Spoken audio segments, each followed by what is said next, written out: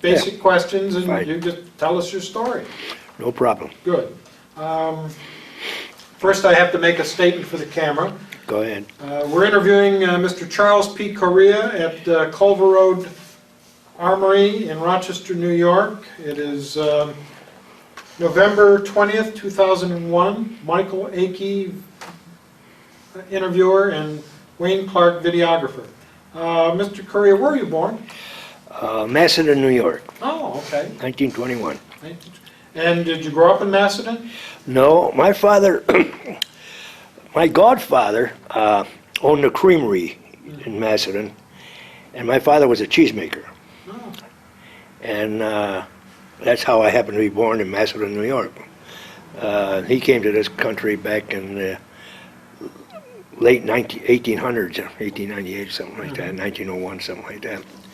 And I was born there in 1921, and at the age of 18 months, we moved to East Rochester, Okay. where he worked for the dairy there. It was a Bell Dairy, and then it was Parkside Dairy, and that's how I became an East Rochesterian, Okay.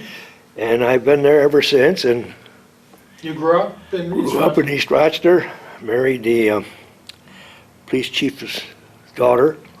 Give me an offer I couldn't refuse. I'm sure. Yeah, one of those things, right.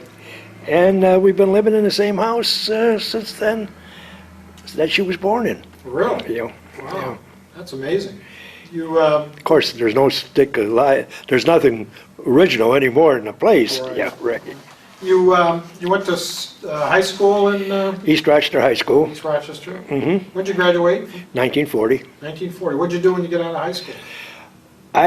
For a short time, I worked in the Merchants Dispatch Transportation Company. They made boxcars and rail cars. And after that, I had, during my high school days, a friend of mine, his father had a little advertising paper called the Penny Saver. Okay. And I used to work nights on that. So having a little experience on that after I was out of high school, and the shops used to close down. You get a contract, you work 6 months, they lay you off. And one of my friends, they used to go fishing up north in Henderson Harbor, used to pass through Fulton, New York, and he says, you know, Charlie, that'd be a good place to start a little penny saver. So I was 19 years old, runny nose, didn't have a car, didn't have anything to do. So we went up there and we started this little paper. And we ran it for a whole year, not quite a year, but all this one summer, until then he got called back into the shop. He was a welder, and he got called back into the shop, and I was left up there by my lonesome, you know, without a car and stuff. We published for a few more months, and then, of course, the war was breaking out, see, and so I got out of that and went into the service in September of 1942. Do you remember where you were when Pearl Harbor? Absolutely. Where was that? I was living with my mother and dad, and it was on a Sunday, and I had been East Rochester Friday and Saturday nights were busy towns. It was a working man's town, you know, and this fellow ran the hotel. I used to do a little work for him, you know, like a gopher for the guys that played a little poker and stuff like that. And I generally got up a little later on Sunday morning, and I remember getting up, and I don't know what time of the day it was. I heard it on the news that Pearl Harbor had been bombed. Well, do you remember what may have gone through your mind? Well, you know, being a youngster, you know, it was not as serious, in my estimation, as it was, you know, the recent happenings on 9/11, because the implications actually were a lot less to me as a person. It didn't change my style, way of life, like this particular happening has. Yeah. Now, the war had begun, and were you drafted or did you enlist? No, we signed up, and we all went in, and I was drafted. I remember playing cards that evening, and there was a couple of the guys. The draft started the next day on a Saturday morning or something like that. We had to sign up, and we went from the joint to the draft, which is just around the corner, and we signed up then for the draft, and together, a friend of mine and a couple friends of mine and I. First thing in the morning, we're first ones there at the office, at the draft office, about 6:30 in the morning, something like that. And you finally got called up? Yeah, I went in September of '42. Okay. Yeah. Now, did you decide you wanted to go in the Air Force, or that was... Well, yeah, I went to Fort Niagara, and we took some aptitude test. And at the time I was gung-ho, I thought maybe I'd get into cadets. So I took a written test and so forth, and passed that okay. Then I had to take a physical. And at the time, Fort Niagara was busier than heck, and a lot of the OTS people were going through, and so they started starting us at the beginning of the line. We came in the back of the line, so you did all the tests and everything. Then the eye test, which would be first, ended up last. So I took my eye test, passed that okay, and I was walking out the door, and the guy called me back and said, one more test. And that test was for color vision. And, I had just looked at something that I saw this Gaboski test, which was all the dots, and I saw this figure 8 in it, so I figured, gee, I distinguished that very easily. I figured that was it, see? So the guy started going through, and he was busier than heck. He said, what'd you see? See any numbers there? And I kept wincing and stuff. He kept flicking the pages over. He put me down. Failed. He said, your colorblind is a bat. You never knew that. So he threw me out. Well, I got back, and the major there said, why'd you take the test if you were colorblind? I said, I'm not colorblind. That guy pushed me through like crazy and so forth. So he picked up a yellow pencil, and he says, what color is that pencil? I said, yellow. You want to take the test over again? I said, sure.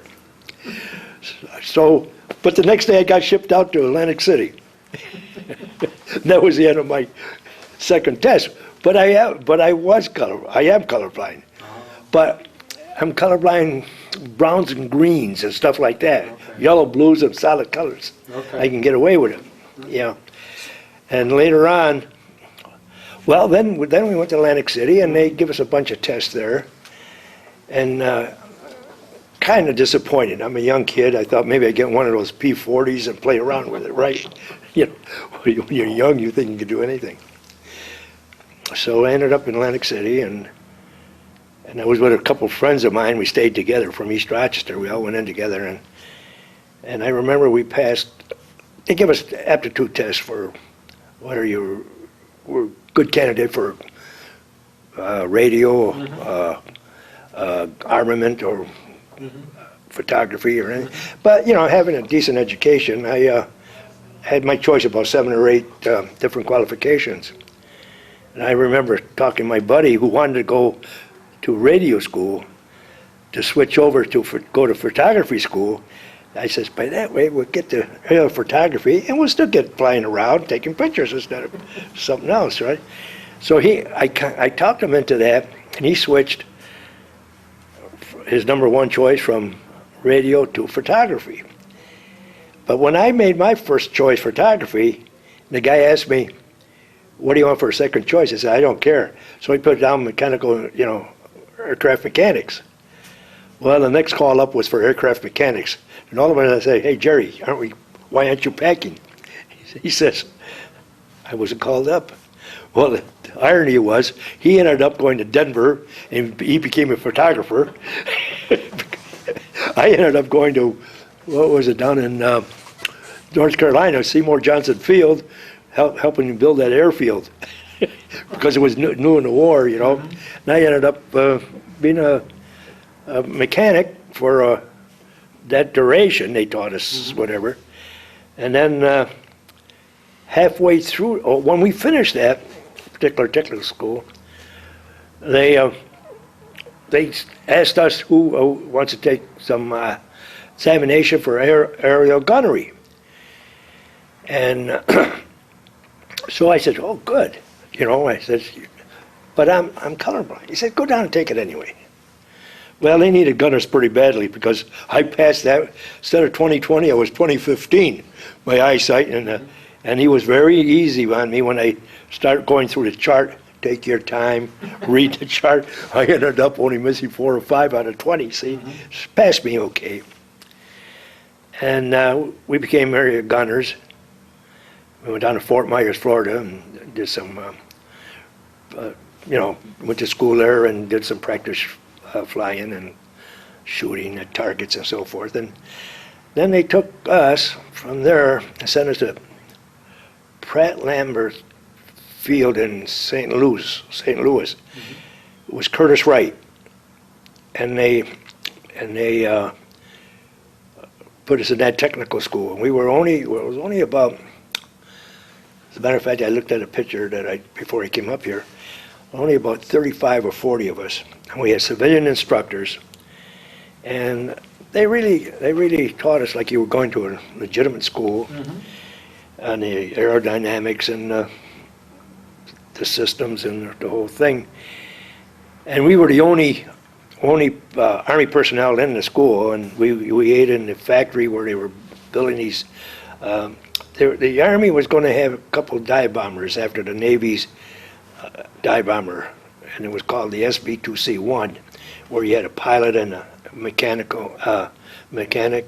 engineer acting as a gunner, the two of us and so forth. So I really learned about as much as any place right then and there, because we had these things. We had weekly tests, and it worked out pretty good. And they give me I got corporal stripes at Fort Myers, Florida gunnery school, and after getting out of that school, they gave me sergeant stripes.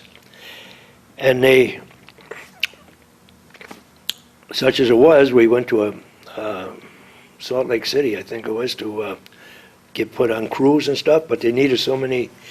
The war in Europe was going badly for heavy bombers, and they needed B-17s, so everybody that had any knowledge of gunnery and stuff, they put them on B-17s. And because of my training, they made me first engineer in a B-17, and I was carrying around this big technical book all the time about the SB-2C-1, which was all hydraulic system, and get on B-17, and it's all electrical, and they give me an assistant engineer that didn't know as much as I did, you know what I mean? But they needed personnel, they needed numbers. And so I went through, sent me up to Moses Lake, Washington, and we trained there for quite a while, forming groups. You got the crews together, the pilots, co-pilots, navigators, and bombardiers, and the rest of the crew, which was 10 people.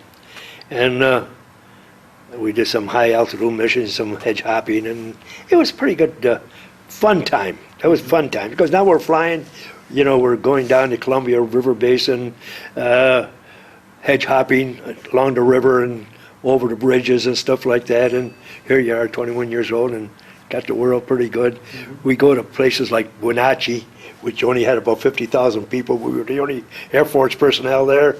We couldn't buy anything. The people would just go to the bar, they buy a drink, or go to the restaurant, they pay for the lunches, because that was about the time that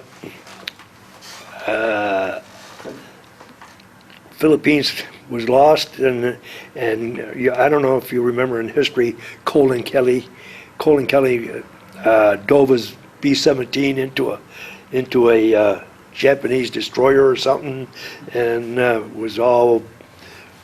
the Congressional Medal of Honor for killing himself or something. And the people were all gung-ho. It's just like the euphoria you have now, that we have now with the September 11th deal. And so we trained and trained and trained. Now we're ready to ship out. We got this group formed, overseas training group formed, and the next thing you know, got to take another physical. So I go in and everything's the same, and boom, this time they give me a color test with yarn. You know, they have different color yarns. Well, Christ sakes, dark green, light green, brown, this flunked me again. So they grounded me. So I'm saying to, I go to all this training, they grab me. I think, what the heck do you need colorway? I'm going to be in a plane. Are you going to shoot some flares? What? Well, anyway, this buddy of mine who got grounded because he had to go home, his wife had an emergency operation, so he lost his crew. And so we were chumming around before we got placed on another plane, see? Because he was the first engineer too. And so he says to me, he says, go in and tell him that you were in the sunlight and you couldn't, the light bothered you, ask him for another test.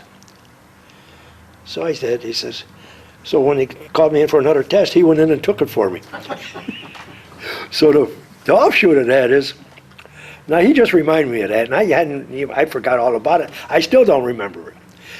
But anyway, I went in and I remember this Major Barry put a waiver on my records, waived the color vision. So Ray keeps telling me he took the test for me. And it just reminded me that we had a surprise birthday party for me. And he lives in Trenton, and he called up and talked to my daughter, and he wrote a letter about doing this for me. And but anyway, make the story chronologically. I got on the crew. First thing we did our training. We ended up flying overseas in January of '44. What was the crew like? Well, the crew, you mean the personnel? Mm-hmm. Well, it was pretty good personnel. We had a real pilot.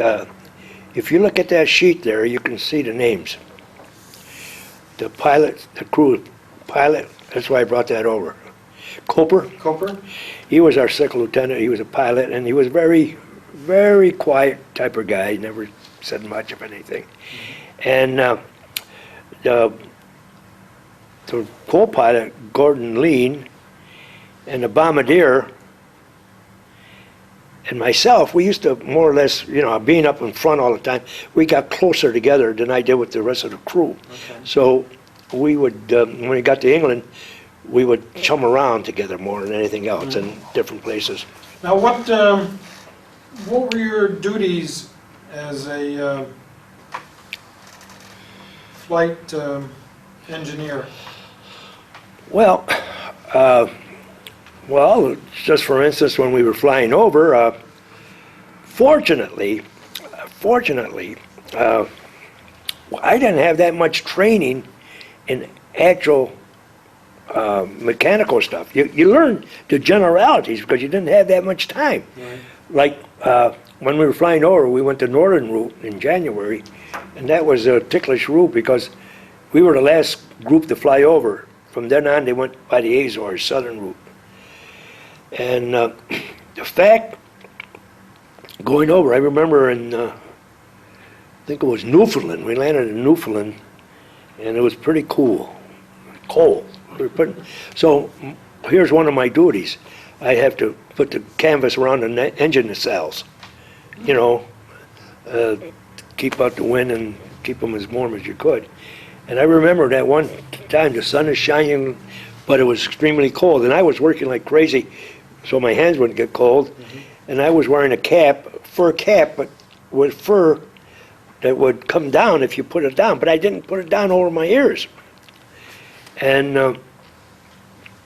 I did that particular part of my duty, and we walked into the operations shack where it was heated, and just as I walked in, it was like you putting a cigarette lighter to my ears. It frostbit the heck out of them, see? So that was another part of it. Mm-hmm. And during combat, you might have like I remember a couple of times I had to the tail wheel pin sheared off. And I had to crawl back in there and put a screwdriver in it so it would stay straight when we landed. Or if the couple of times you had to turn the wheels, landing wheels, manually, put them down. That sometimes you get a little jam up in there or something like that. And then in normal duties was I logged everything. I logged the pilots, co-pilots, the names, the time, and all the crew. I put everything in the log when we took off, and all the pertinent things. That was my job. And along with that, of course, when we did a lot of flight training in the States, like I said, we were having a pretty good time. We'd go out, and this and that. And if we have a navigational mission, like we were up in Moses Lake, that's where we were, and we had a celestial mission to Albuquerque. So the navigator would plan that all before we go out, so stuff like that. And it was a night mission, naturally, celestial, and we get up there. So a couple of guys, had hangovers and stuff, tail gunner, ball turret gunner. I says, look,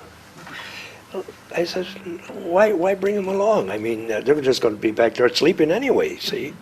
So I would fill out the log and let it go at that, and just my navigator, pilot and co-pilot, and myself would go, because we were the only ones that were, and a radio man. And I remember this one particular time, on this one particular test mission, we're flying along, we get up to altitude, and we set the automatic pilot up, right?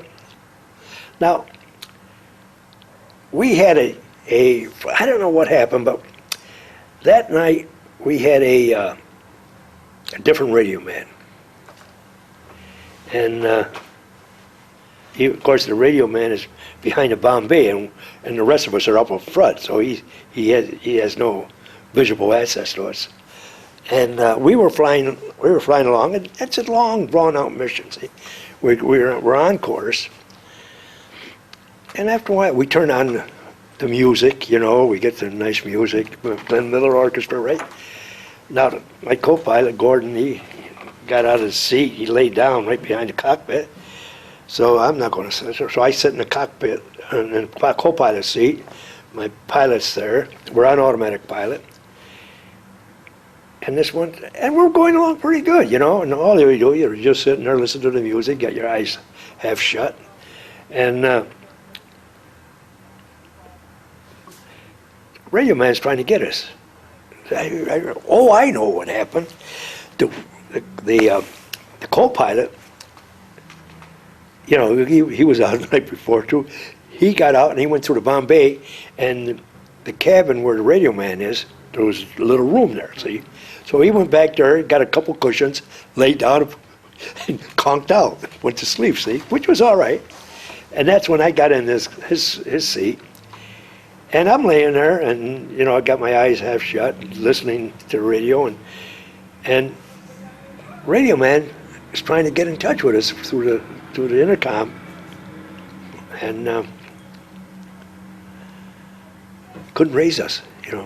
We had the music on, so he couldn't raise it. Finally, he decided to go up and see what the heck was going on. There's getting no response.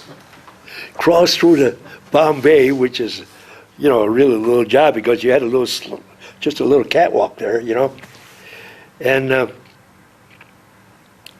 he walks in, and he looks over and he sees the pilot. Now the pilot's eyes shutter, he's got his head back, and I'm over there with my eyes half.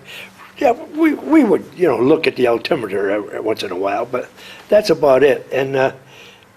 And he goes ape, he goes panicky. Hey, what's going on? I said, get the hell back in there and mind your own business.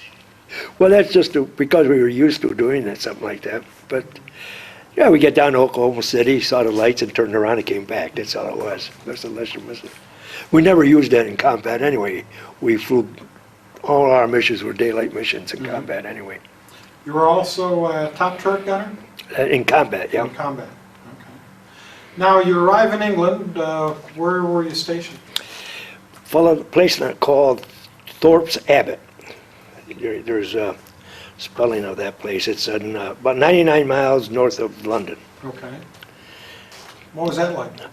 Well, it was great, but I wasn't there long enough to really enjoy it. Okay. What happened is we got there in January, and actually, after our training, we didn't get to the group till February, and they put us right into the thick of things. This is the 100th... The 100 bomb group, right there, right. And it's got some dates there if you wanted to copy them down. Okay. That's the only reason I brought that along. And we flew, well, we did some training in England up in north called some gunnery training and stuff like that. Then we started flying combat. And everything went along pretty good, and until you got killed, until you got shot, until you went down. But Where was the 100th based, primarily? in Thorpe's Abbot Okay. in England. It's right there. The Bloody Hundred is probably one of your more famous groups, and we still have a museum there. And see this booklet I brought you? It's called Splasher 6. And all that means is that Splasher 6 is the point of entry over the channel. So radio And so we were in England, Thorpe's Abbot was in 199 miles north of London. And the 100th was, got there in June of 43 originally. Okay. And we ended up with something like 200% casualties. I was shot down on March 6th. It was the first big Berlin raid, daylight raid of Is that Berlin. your first mission? No, that was my 5th mission. 5th mission. It was my first daylight raid, not my first daylight, it was my first, it was the first daylight raid where the whole 8th Air Force got to Berlin. We tried to get there a day or two earlier, and we had to abort because of bad weather conditions. I think we aborted, and a couple of wings did a couple of 180s right into each other, and we lost something like 31 planes. Really? Well, you couldn't see where you were going or anything, Worst feeling in the world. That was probably even the day I was shot down, it didn't get more hairy than that. Well, anyway, we were lead group, and that one mission the previous mission, we lost one engine, and we had to borrow a different squadron's plane to go on this particular mission on the 6th of March. Is that something that you did often, was borrow a plane? Well, if you had a crew able to go, and another squadron had a plane that was in mechanical good condition, and yours wasn't, well, this happened to be an all-out effort. Right. So Doolittle didn't care who he sent up there, so he sent us up there, and we had some.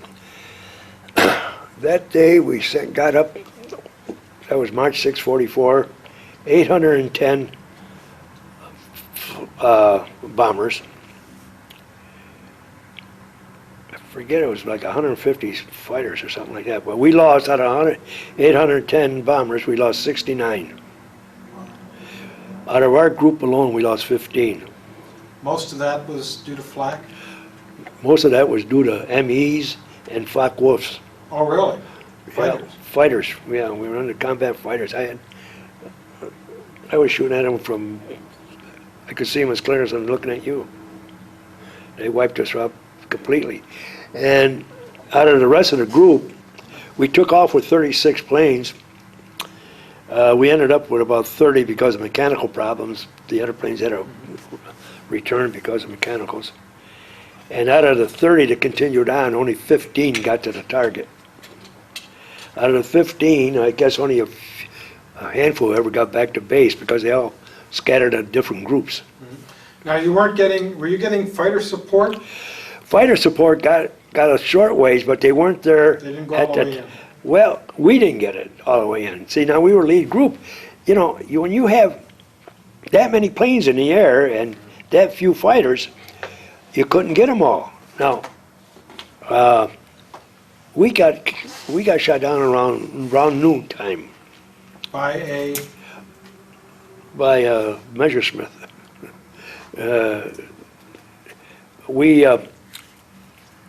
lost. Well, when we borrowed this particular plane from the 351st, they stuck us with that squadron. Our particular squadron, the 349th, was lead squadron that day, and but we filled in on the triangle of the 351st, which was the last. They put us in the last plane in their squadron because we didn't belong to their squadron. Anyway, first pass, you can visualize the lower element being 4 planes, 1 and 2 on the side and 1 on the bottom, and that's where we were. The first pass knocked out those first 3 planes. Also hit the lead plane. Got knocked out. Hit the tail. The guy survived and got back to England, the plane, but they knocked their dorsal fin. The fighter hit that. That's how they came in. They didn't care. They just were very, they didn't want us to get to Berlin. And you see the plane that hit you? they shot me? No, I didn't see him shoot me because what happened was, being the last plane in the element, of course I was panning behind us. And let me blow my nose here. And I'm panning behind me, and as I'm turning, I could see some flashes out of a waist gunner up on one of the planes up above in the upper element. And so I whipped it around as fast as I could from the back of the plane to the front of the plane, my twin 50s. And I caught this they were coming in, and they were coming in right out of the sunlight. Now this is noon, March 6th, a clear, bright, sunny day, but very cold. And they came in swooping in wingtip to wingtip. See, they learned their different tactics, because earlier in the war they would dive in one after another. Well, one after another you could shoot at it one at a time. But coming in this way, they just like strafed the whole group. And they just devastated us. So anyway, as I'm firing the top turret at them, they're coming over, and the guy we're the last one, so now he's pulling up. And as he's pulling up and making his turn, I'm following him the same way. And God is my witness. I mean, as I'm following for a split couple seconds or so, he's banking this way, I'm banking with him. And I'm looking at him, and he's looking at me. You could see him looking over with his mask on, and he could see me, obviously. And I'm following him with the damn turret, and you could see bits of the plane coming out, tail section of his, but not enough to bother him. And as I'm going, my electrical cord on my flying suit got caught underneath the swivel of the turret. Now this is really something. As it got caught on the swivel of the turret, couldn't turn it anymore. So the first thing I do, I wanted to get down and untangling it. Well, I did. I ducked down, I untangled it, and right beneath the flight deck, the canvas over the gyro equipment was on fire from a tracer from the enemy. So I took an extinguisher and I put the fire out. Now this couldn't have taken more than 2 or 3 minutes or something, whatever it was. I put that out. Now I got back into my turret. Fellas, the turret wasn't there anymore. That son of a gun that was eyeing me come in, and he hit a 20 millimeter, took the top of that plexiglass and turret right off. Here I get up there, guns are immobilized, and there's no turret. That's when I said, oh boy. I got down. Now I'm helpless, right? So I'm looking at I got it between a pilot and co-pilot, you know, where I generally stand.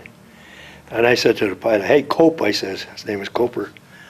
I says, I see some clouds down there about 10,000 feet below us. I said, Cope, dive down for those clouds. Because now we're defenseless. The planes ahead of us had been shot down. We're lumbering along at 180 miles an hour. These fighters, we're just target practice. And in the meantime, my bombardier comes up, and he's, you know, just a step down to the front of the plane, and he's a big fella, about 6'1" or 2", Tom Drinkwater. Mm-hmm. And he says, hey, Charlie, what are we going to do? What are we going to do? I looked at him, and I don't want to say this on camera. I said, what the hell do you want from me? I says, bail out. Forgot about him. Completely forgot about him. And he was shredded from shrapnel. His flying clothes were all shredded like a cat had scratched him. But he wasn't injured. Later tells me, you know, after I see him in the hospital later, he kicked out the navigator's hatch, which was fortunately, because when it was time for me to go, I couldn't get out of the plane because the plane was in a spin. We ended up, he kicked out I forgot all about him, completely forgot about him. He bailed out. So I'm there for another 3 or 4 minutes when they make another pass. In the meantime, they hit a couple of our engines, and one's on, I think the number 3 was on fire, stuff like that. And finally, they make another pass, and they shoot away our controls. And we peel off into one of these spirals. You've seen them on television where the plane will come over on its back and just spiral in. That's when I decided it's time to get out. Because at that time, even when I said to him, what do you want from me, bail out, I figured we'd get back home. You know, I never figured we were going to have to, you know, optimistic. Anyway, I grabbed a hold of this chest pack, because flying in a turret, you can't wear a chest pack, because there's not enough room. You got stirrups on and justice to the height and stuff like that. Well,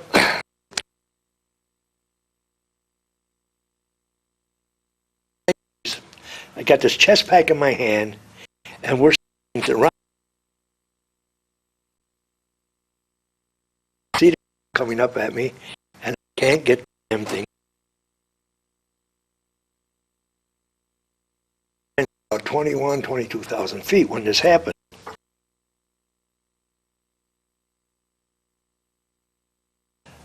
The plane kind of gave it a lurch, and I all of a sudden snapped it on. It's got these snap on it, got the thing snapped right on, had my hand on a ripcord, and out I went head first.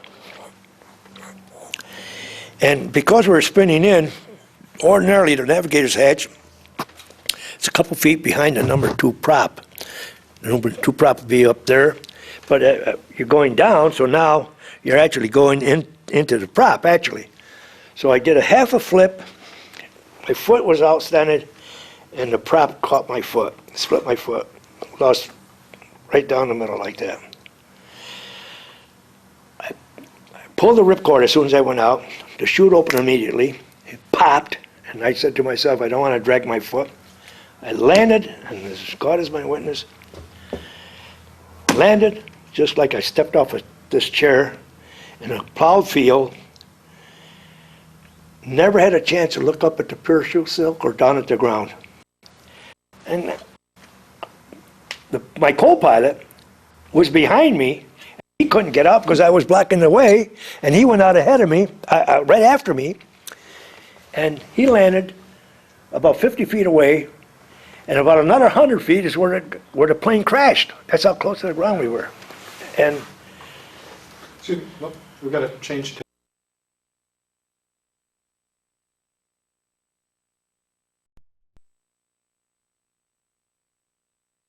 Okay. So only the 3 of you able to bail out? yeah, well, this is why I said earlier, Tom, that my bombardier actually saved our lives, because when he bailed out, it was on level flight. Okay. So So when we got out, and I got out, and my co-pilot got out, and so now I'm on the ground, and this foot is split wide open, and I hobble over to my parachute silk, and we're trying to tie a tourniquet around my leg when the bombs start popping off. That we're carrying 12 500-pounders, and there were some trees in between us, and every time they go off, the shrapnel will come down like rainfall. Anyway, from there, we just missed this farmhouse. We're in this field in northern Germany, and the people from the farmhouse, they had a little shelter. They had dug a 4-foot square hole in the back of their house where they were staying. And the one guy, the only male in the whole contingent was the guy probably running the factory, a home guard or whatever he was. He came down, and the first thing he asked, just a little incline, he says to us, he was asking if we had a pistola or something, and I said, nah, no pistola, they gave us 45s, but I never carried one. You got to remember, this was 3 months before the invasion. So the whole continent was occupied by the Germans. And this was northern Germany. So you come over the channel, and you fly over through Holland, and then you go east into Berlin. Well, anyway, Gordon, my co-pilot, first thing he asked the guy, where are we, where are we, And the guy kept saying, Deutschland, Deutschland. And he said, hey, hi, Charlie, we're in luck. This is Holland. I said, now get this. The queer thing about this is this guy is Lein, L-E-I-N, German descent. And he didn't understand a word of German, see. So I said, yeah, nice going, Gordon. I said, Deutschland, Deutschland, that's Holland, buddy. And so that was that part of the story. Anyway, now I'm bleeding pretty good, and these bombs start to go off, and so I said, well, we got to get the hell out of here. So I start hobbling up towards the farmhouse, and and I jump on one feet, and I had my arm around my co-pilot, and my foot would go this way, my toes would go this way, It was like squirt gun. The blood was coming out so bad. Anyway, I got up there and still trying to tie a tourniquet, and because of my anxiety to stop the bleeding, we carried a tourniquet on our harness of the chute. Completely forgot about it, because I jumped out of the chute, went to to silk so I wouldn't get it dirty, And so I did that, and I got up there, and I'm tying a tourniquet around my ankle, where the bones are protecting your vein, instead of up here where you got more access to your vein. Anyway, time goes by, and I'm starting to lose quite a bit of blood. As a matter of fact, one time, blood was squirting out so bad it would be like a water pistol from here to you. It just squirted right out of me. That's how it was. So I had to put my finger on the vein to stop the thing from squirting. So these bombs kept going off. The plane's on fire, and the bombs are getting off, and I'm saying, we're going to get killed by our own damn bombs, So so I turn around and try to say something to Gordon. Next thing I know, he's one of the bombs goes off, and he's in that trench with those old ladies laying down. I said, so much help from him, right? So I hobbled over to this farmhouse, which was maybe 50, 60 feet away from this trench. And it was an old farmhouse with a big barn attached to the kitchen, like. And I got into the kitchen, and they had some ladder back chairs. So I took 2 of the chairs, ladder back chairs, turned them around, and leaned back, and had my foot elevated, and it was enough to make me come back to my senses a little bit, because I was starting to feel a little faint. And short time later, 2 German soldiers came in, and I remember one was real sympathetic, and the other one was a little hard-nosed, which wasn't too bad, because 1 out of 2 ain't bad. But so one guy was saying, well, we'll take it, you want to see a doctor? I said, well, please. And the other guy was telling me, well, you should have thought of that before you took off, or something like that, right? But anyway, this one guy, here he sees my foot stuff. So now he starts sprinkling the supplemental powder on my foot. That was also a package on my goddamn harness that I had forgotten about. But at least he got it on there, right? And they took me to a little crossroads in this farm country, you know. And of course now you got to remember, we were one of the lead groups. This was at noon, and we're flying over. And you got 810 B-17s and B-24s. And you got all this aerial, the German Air Force shooting, and it's like 4th of July. And from the ground, never spring. It's noisier than hell. You got boom, boom, and then everything you shoot up comes down again. You know, the artillery that's going up, flak, and everything else. And you can see why the people are really, you know, desperate down below. Well, anyway, it took. If you were standing there watching the lead group go by, for the whole mission would take you 3 hours before the last plane would fly over that particular position. That's how many planes came over. It was an all-out effort. From there to, you know, you would have little spaces in between, but you would have that many planes. So later on, as we got control and we produced more planes, the missions got a little heavier where you had 1,000 plane range. But this was pretty good, and we had, I think it was 810 by the records. Anyway, I got to this in a little infirmary like, and some guy with a flak helmet comes in, and they had me on this metal operating table, and he severed my toes right down there and tied them up and put me in an ambulance.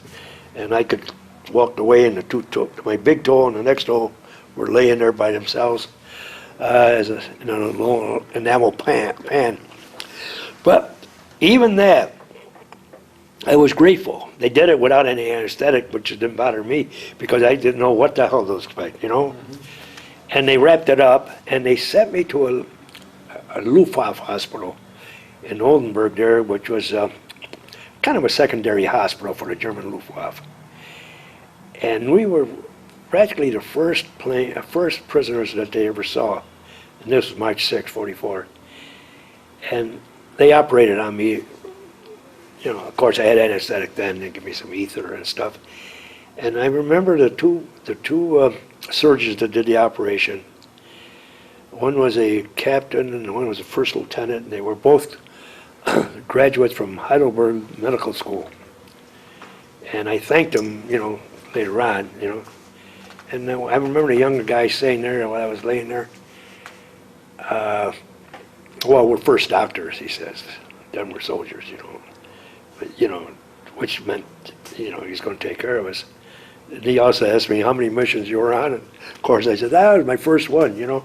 Didn't make any difference. They knew more about me than I knew about myself, really. Later on, when I was interrogated down in Frankfurt, I got there about 30 days later, see. After they operated, I spent about a month up there, and then he finally sent me down to Frankfurt, and I was interrogated down there, and I remember the ride in this railroad car for the last couple of days, and we hadn't anything to eat, and got into this interrogation center, and this guard or lieutenant was saying to me, you know, one of the guards there, I put me in his little room, little cell, and I said to him, hey, buddy, you know, next Essen and Zwei Tag, you know, I had been there long enough to know that a couple of words in German, you know, and I evidently got through pretty good with that few words, and he hollered over, hey, we got a German from Brooklyn here, you know. I said, Nick Verstein, I'm just hungry. So I said, okay, I'll take care of you. You know, it made me believe that. So I went in and got interrogated. This first lieutenant interrogator, he spoke English quite well. And he could have been reading the list off of that book like I just showed you, my whole crew. I said, hey, wait a while. Tell me, did these guys pass through here? He wouldn't answer me, but they didn't. In other words, he knew my whole crew, all their names, and they had this previous records before I even took off.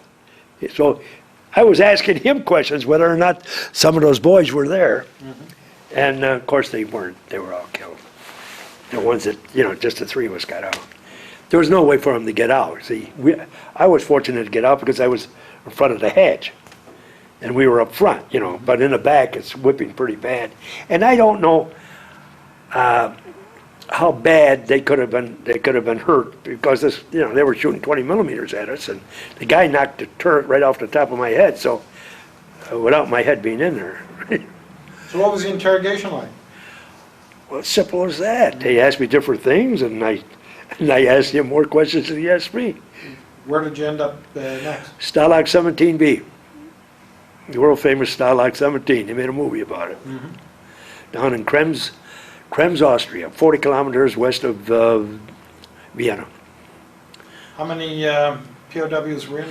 They were, we had some of the first POWs of the war, but there were some there. Some were captured in North Africa. A couple of them, one friend of mine from Buffalo, he was in paratroopers. And at the time, to get him to the mainland, they took him in. They brought him in from North Africa, on a submarine to bring him to Italy and up to camp. But anyway, most of us were. Our compound was all Air Force, non-commissioned officers, and they also had French, Italian, and Russian, but they had different compounds, and we weren't anywhere getting close to them. And we had 4,200 at that camp, mostly 8th Air Force and so forth, 15th Air Force too. So. What was your compound like? Well, they had like an upper and lower level, with the center being the washrooms. And of course they had double bunks. But see, now I was up in the infirmary for about 10 months, which was a break in that respect. And the regular compound where the guys were after I left that, they had these barracks, big washroom, lower barracks. And then they had a big open field, and they had a big latrine that took care of different barracks in the center. And then, of course, they had a compound where you could walk around there. And, of course, you were way out in no man's land. There was nothing but farmland around you. And it was, the conditions inside were kind of barren. You had these, 1, 4, then they had another 4 on top, and then they had a small aisle, and you had the same thing there. So you had about 16, let's say 2, 4, I don't know if it was 3 deep or not, and you were stacked up pretty good. And you had a little pot stove in the middle of that damn place, and of course the latrine. And now, was there any organization within each barracks? there was a group that a committee that was already there, because I didn't get down there till about 10 months after I was a prisoner. That had some crystal sets that they were getting some information through BBC at night. What they would do is after they turn the lights out, they would connect the antennas to the electrical circuit and use the electrical circuit as a big antenna. And then they would have, this happened in just maybe one barrack or so. And then they would, whatever news, they would come around and somebody would read it to us. That the war's going this way or that way or that, you know.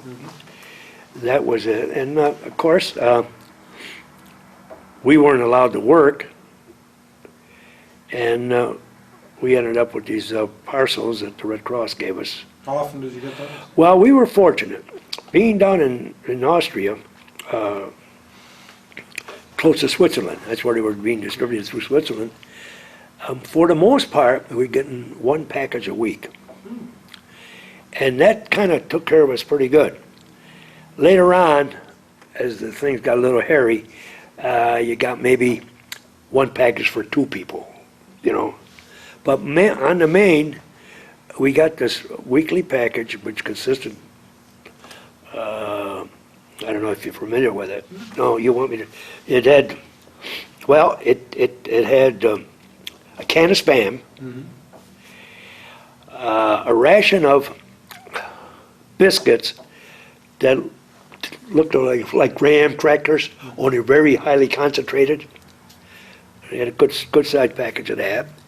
They had a 2-ounce can of instant coffee, a larger can of dry milk. They call it Clem, which is milk spelled backwards. Well, which came in handy, you know. And had a 1/4-pound bar of cheese. And you know, different ones. You would get, sometimes you get Velveeta, sometimes you get American. And along with a 2-ounce can of jam or jelly. And you took your chances, like you had grape or strawberry or whatever. 5 packs of cigarettes. 5 packs of cigarettes and 2 D-bars. 2 D-bars were like these great big Hershey bars, only they were thick and heavily concentrated. Extra, you know, extra. You could, we used to have contests how many you could eat before you threw up or something like that, you know. But anyway, we used those D-bars. They were our medium of exchange because, you know, everybody, like, a can of strawberry jam, which was probably the most popular jam, if somebody wanted it, he may say, look, I'll give you a D-bar for it. Or a pack of cigarettes or something like that. But the D-bar was our gold standard. And yeah, and it was pretty good. Now, and the cigarettes were great, especially for bartering. Now, I was a smoker, but not that much of a smoker. And these Russians that were in the compound next to us, and of course there was about 3 rows of wire between us, we could yell over, and they had a warning wire and everything else. And they were workers. They would send them out to the farms, and they would work in the fields, and of course they would bring home a package of onions, carrots, molasses, stuff like that. I don't know where they get the molasses, but I know we would trade, and of course they didn't have no smokes at all. So we'd fling over a pack of cigarettes, and they fling over a bag of onions, or, you know, a package of onions or carrots or whatever they had, you know, potatoes. Germans didn't mind? Well, no, they didn't mind too much, because you had these guys walking in between, and the unfortunate thing was, you had some of the younger, later in the war, some of the guys were a little younger and immature. I remember one time, one of the packs of cigarettes that somebody flew over towards this one particular barrack, and the guy was in the window, and he didn't quite get it, and it fell down below outside the barrack, which was inside the warning wire compound. And of course, you know, they had a more ruthless life anyway, these Russians, you know. So the guy thought nothing, jumping down and picking it up and jumping back in. Well, this particular day, this one young guard was over there, and he fired from the hip and happened to hit the guy as he was crawling back into the window. Killed him, let him lay there for half a day or so, or something like that. But then, of course, they transferred the guard next day. Oh, Yeah, but what we would do if something happened where the Russian would throw a bag of onions, say, and we had this 20 feet of warning wire, and the warning wire was only this high. Of course, the other wires were tall. We wouldn't step over the wire, because the guard would be walking by and forth. We would bribe the guard to kick it over, you know what I mean? oh. So what the heck didn't bother him, so you give the guard a couple of cigarettes or something like that, and which was, Was there any bartering with the Germans? oh yeah, you know, we had one guard, Sergeant Schultz. There was always a Sergeant Schultz. He lived in Vienna, and I never did anything with him, but a couple of the guys did. I don't know if they got they didn't have transistors, they got some radio parts or something, I don't know. But they did a little bit of that, but not, I was out of the loop most of the time, because I was up in the infirmary, and I had a pretty good, except for my foot, and it took me about 10 months for the damn thing to heal up, because, you know, my diet wasn't that great. How was the medical care? Well, I'll tell you something. Those German doctors that operated on me, March 6, 1944, I've never had anything else done to that foot since then. So it had to be pretty good. Today, similar circumstances, with the toe still hanging on, they probably had microsurgery where they probably stitched them together. But you got to remember, this goes back 56, 57 years. Did you ever get any mail? I never received mail. For some reason, it never got to me. But some of my mail got to my folks. Oh, it did? Yeah, because I still have them. You know, you didn't write too much, you know. I wouldn't worry my mother about it. Everything's fine. I'm okay, and but they would block out anything else anyway. So that part of it, and I know my family was telling me that they would back in those days they go up to a place like Sibley's department store, and they used to have these packages for POWs, and they would send whatever they did. And there were people that got mail, and when the war was over,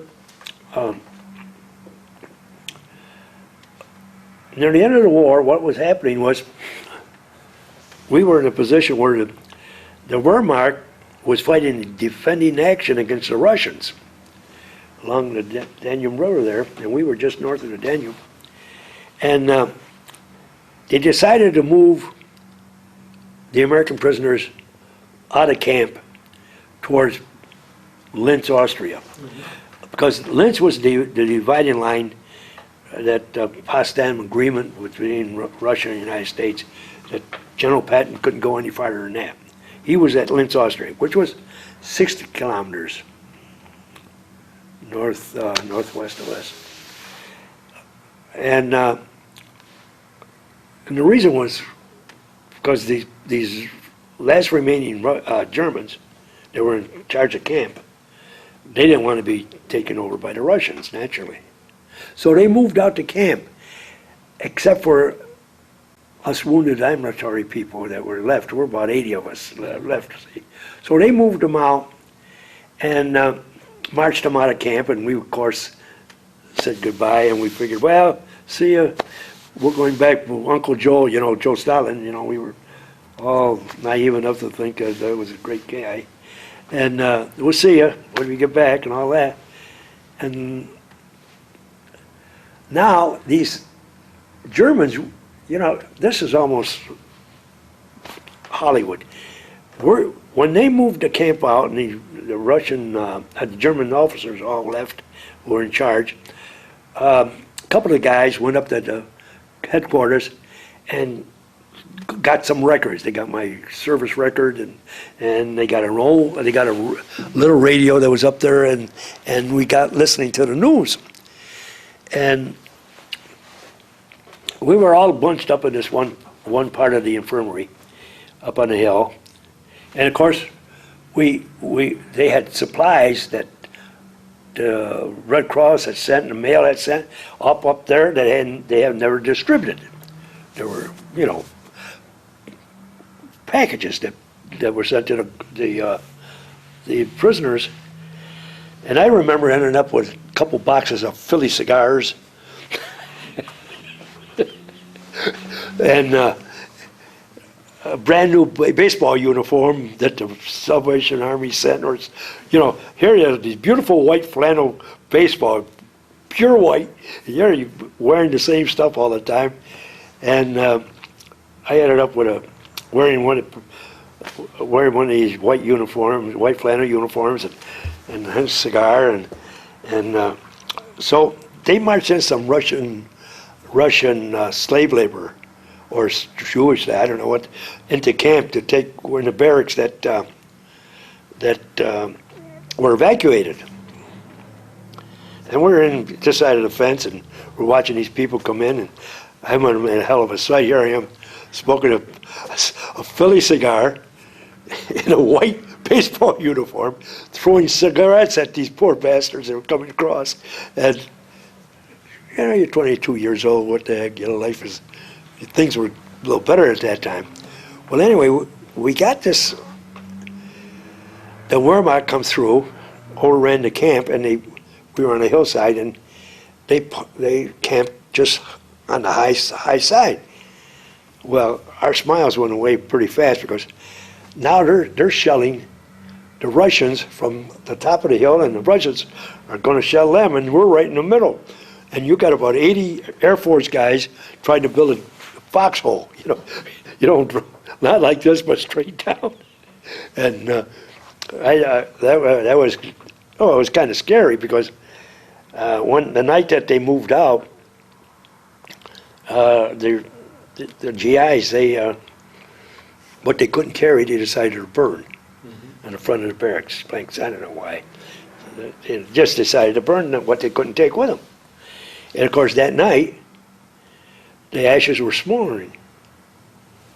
So the Germans were still fighting this retreating action. So that night, some night fighters strafed the hell out of us, because they could see these flickering lights, and the Russians were only a mile or two down in the same area, and got a little hairy there. And that's when they even killed a couple of their guards. Next day, you ever seen something like this? We were in the top part of the barracks, the lower end, between the washroom and us. We went down there, and dangling out of the ceiling were all these cluster bombs that didn't go off. They looked like Christmas ornaments. That's how close it was. It got a little hairy right about then, and here we are here. The war's over. We listened on BBC that night, was saying, this was, I think, May 7th. At 12 o'clock, the war will be officially over. No sooner got him out of his mouth, this night fighter comes over and drops these clusters like crazy. And for three or 4 days, we're in limbo here. The guys that went out to get our transportation, they didn't show up. And that was another scary thing. What happened was, they got to Linz and reported in that we had to pick up some American prisoners. So they sent out a convoy of 3 or 4 trucks to pick us up. But they never notified the Russians. And the treaty was, don't go beyond that. The Russians knocked out the convoy. Then they had to go back and recoup the convoy. A week or so later, it was a week or 7 days later, we finally got taken out of there, and it's only 60 kilometers. And that was a little experience too, but because of that, I got to go in and in the little town there and visit some of the local people there. And the Russians had come over by then, and they were in the field, and We walked right by them. They hardly looked up at us. It was some of those cannons they had were horse-drawn. Couldn't believe it. They're sitting there eating whatever they had in their hand. They're probably, tired of everything anyway. You're still in your baseball uniform? I don't think so that time. I don't know if I was or not. But I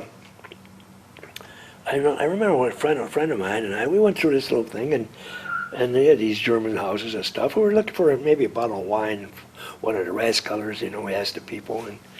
And I remember one family asking us to stay overnight. And kind of funny. I said, what do you? Well, we found out the reason was they had a couple young women there, their daughters, and they figured if the Americans stayed overnight, those scrubby Russians wouldn't come in and who knows what, see, and stuff like that. I don't know if we stayed. I don't think I did. I don't think we did. But anyway, that was the reason for it. And finally, we got out of there and got to Linz, Austria, and we were flown out of Linz, Austria to was it Camp Lucky Strike up north, someplace there, where we were supposed to fly home, but we finally went home by boat. We went home by old, what was it, old cruise ship, Manhattan or America, something like that. But anyway, there's a lot of experiences in between, naturally, but I could stay here for a week and talk to you about it. Well, Funny thing, back. it's a funny thing about we get me talking about stuff like this. This particular Splasher 6 that we have it's a quarterly, and it kind of refreshes my memory about what happened and what didn't happen. And I can remember, experiences. But if you ask me something about what happened 2 days ago, or, who was that guy, or who was this, like my wife will say something, and I say, I don't remember. Well, that's what happens when you're 80 years old. You have old memories, but new memories. I'm a Rotarian, and we had a person give us a speech one day about memory loss. And the first thing she said was, well, who forgets where they put their keys? Of course, everybody raises their hand. I said, well, you're not Alzheimer's. So he says, there's about 10 tests we can have, but we can't test for Alzheimer's. We just test for everything else. And if you don't have that, then you got this. But she says, what happens is, as you get older, you only got so much capacity. And what happened, your mind's all filled up, so the new stuff, it's like a computer, it doesn't have enough memory. So we like to think that's the problem. Were there any attempts to escape out of the prison? Yeah, there were a couple. They didn't get very far. They had one particular thing where they had some tunnels dug, but their engineering was a little bad, and they got it too close to the surface, and they were going underneath where the guards walk, and the guards fell through. And one guy got out, but he didn't get too far. They got him right back. And we did have, in Stalag 17, if you, I don't know if you both saw the movie, it's been repeated a million times. There was a case where this officer, American officer, was in the water tank. That's partly true, but it was a German, was a Russian that was in there, that got in our group, and they were trying to keep him, from being captured, and they put him in the tank, and they couldn't find him, and the remark about around camp was when they couldn't come up with, they test everything, the German commander there says, you can give those Americans an elephant and give them 24 hours and you won't be able to find it. But for the most part, It wasn't too bad. It wasn't too bad. How would you summarize your military experience, just generally? Well, I think I was very fortunate. You know, like every military, you know, you can get medals for this and medal for that. And it's just a matter of being in the right place in the right time or in the wrong place. And like I just said, I got some awards. And the last one I got for that state award, you know, I got a young girl reporter asking me something about the war, about why you got this, because Jim and Lacey had sent her a photograph, and along with Jack Doyle, and so she says, well, you know, you're quite a hero. I said, you know, I'm not a hero. I says, you know, I had seven guys on my crew that were killed. How can I be a hero? I was lucky to get out. I was just a victim of circumstances. And we got on talking about, you know, and I was lucky when I got out. The Germans operated on me and saved my foot and all that. She said, why would they do that? Well, what do you mean? Why would they take care of you? That's how naive these youngsters are. I said, well, there's a Geneva Convention that they had, and we take care of their prisoners, and they take care of ours, hopefully, you know. But she couldn't understand. You're over there bombing them, and now you want them to take care of you. Well, I say, that's just the way it is. Stupid war. It's just the way you get medals. You stupidly. You happen to be in the right place, you get a medal. And that's how I feel about it, you know.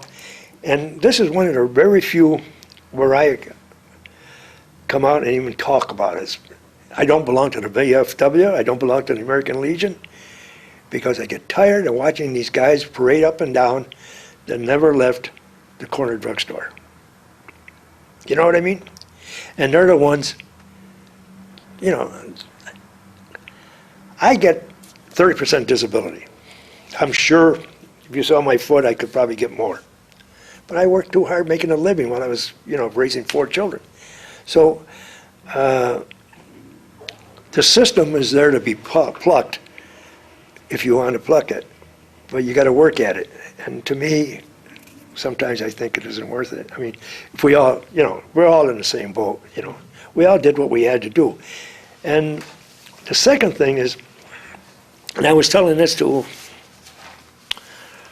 a friend of mine the other day, that when we entered the service back in 1942, right after Pearl Harbor,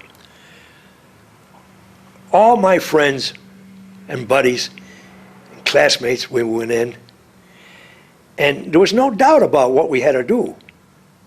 And I've never seen that much cooperation and patriotism till the September 11th. That's the only good thing that come out of September 11th, was the country coming together like it did back in 1941. That's the closest feeling that I had to that. I read like The Greatest Generation. I read 3-4 chapters of that. I put the book down. Somebody said, why didn't you finish? Didn't you like it? I said, no, I didn't finish it because everything he said was true, and I already knew about it. We all did the same thing. I had a friend of mine, we went into service, we got out of school, we went on a public law to college, did this, got out. I ran a little business, I published a paper. For 39 years, I raised a family, put them through school, boom, boom. All of a sudden, I'm 80 years old. I don't feel 80, but I'm 80. And you guys will find out as you get older how fast time goes. We already have an inkling. You already realize that, right? Well, thank you very much, Mr. Corea. I appreciate you coming in. Well, I hope I give you a little insight. Well, you did a wonderful job. Yeah, well, you know, what happens is, when I get interviewed, the interview doesn't do much talking anymore. Well, that's okay. That's the way you liked it, right? Absolutely.